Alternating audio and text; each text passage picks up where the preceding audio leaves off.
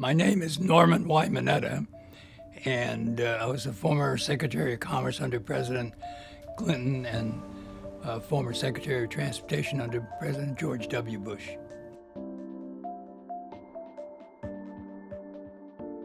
December 7th, 1941 was a very seminal point in my life. When I think about it, I was a 10-year-old when the Japanese attacked Pearl Harbor. So there wasn't really, for me, any kind of involvement in that, except I saw the impact on my parents. I only saw my dad cry 3 times.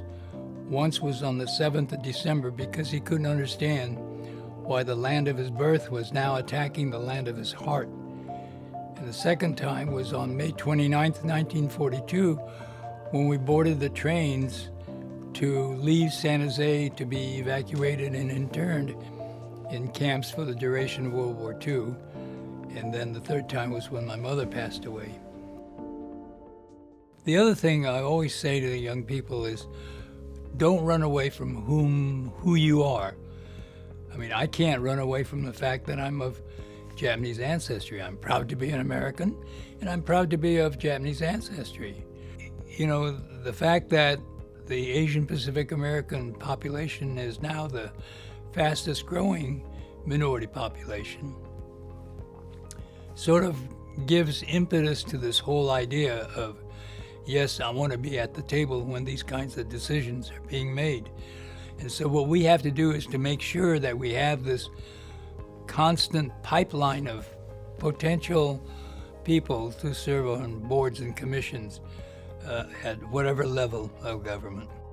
I was fortunate enough to be in the Congress when there was a lot of partisanship, but by the same token, you would fight in subcommittee, full committee, rules committee on the House floor, and yet you'd slap each other on the back and say, come on, let's go have a drink, let's go have dinner.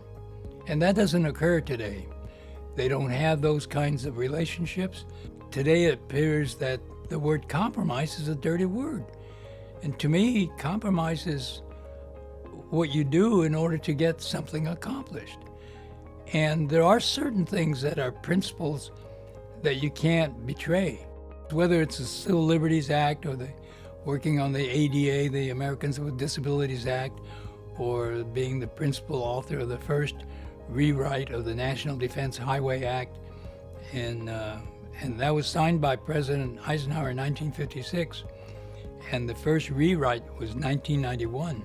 You know, I just cherish having been involved in those pieces of legislation. I think what I would suggest to people is that they own 2 things which no one else owns. One is their name, and the other is their integrity. Without integrity, you won't have the trust of others. And in order to get things done, you really have to have the trust of other people in working with them to get something accomplished. The thing about the American dream is that there is no limitation on what you may want to do.